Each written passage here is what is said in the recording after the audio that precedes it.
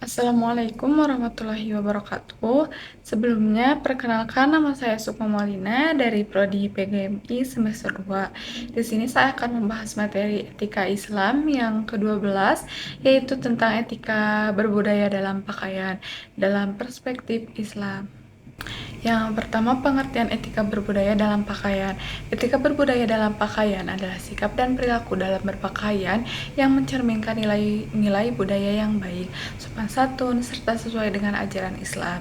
Islam menghargai keberagaman budaya dalam berpakaian selama tidak bertentangan dengan syariat, seperti menutup aurat, menjaga kesopanan, dan tidak mengandung unsur kemaksiatan.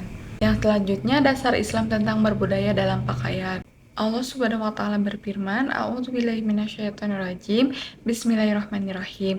Ya bani Adam, qad anzalna 'alaikum libasa yuwari sawatikum warisha wa libasu taqwa dzalika khairun dzalika min ayatillahi la'allahum yadhakkarun. Yang artinya, wahai anak cucu Adam, sesungguhnya kami telah menyediakan pakaian untuk menutup auratmu dan untuk perhiasan bagimu, tetapi pakaian takwa itulah yang lebih baik. Demikianlah sebagian tanda-tanda kekuasaan Allah. Mudah-mudahan mereka ingat. Quran Surat Al-A'raf ayat 26.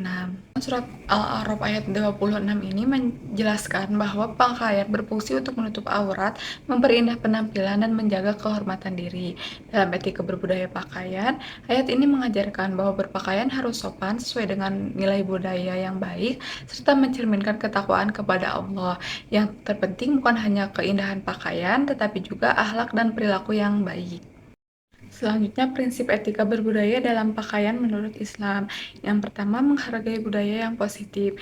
Islam tidak menentukan model pakaian tertentu, setiap daerah memiliki pakaian adat dan budaya yang berbeda. Selama pakaian tersebut menutup aurat dan tidak melanggar syariat, maka boleh digunakan. Contohnya seperti kebaya muslimah, gamis, pangsi Sunda, juga ada daerah lainnya yang sesuai dengan syariat. Lalu yang kedua, menjaga kesopanan dan kehormatan. Pakaian hendaknya mencerminkan akhlak yang baik, tidak terlalu terbuka, ketat, atau berlebihan, sehingga tetap menjaga martabat diri. Lalu yang ketiga, melestarikan budaya lokal. Islam mendorong umatnya untuk menghargai dan melestarikan budaya yang baik. Mengenakan pakaian adat pada acara tertentu merupakan salah satu bentuk pelestarian budaya. Lalu yang keempat, tidak menjadikan pakaian sebagai ajang kesombongan.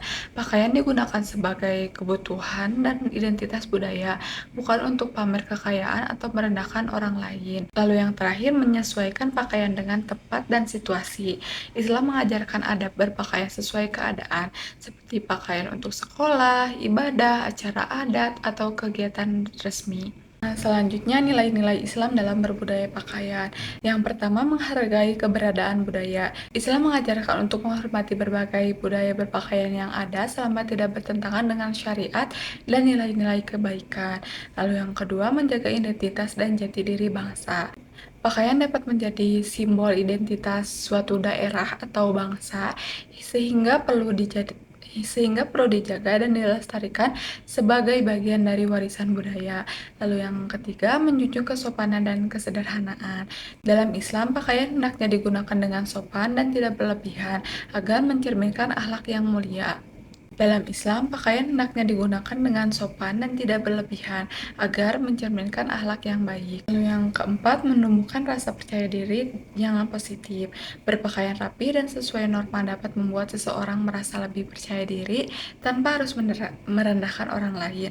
Lalu yang kelima, memperkuat persaudaraan dan saling menghormati.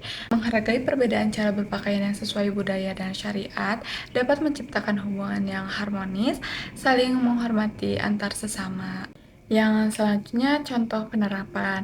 Yang pertama, menggunakan pakaian adat daerah pada peringatan Hari Budaya atau acara resmi.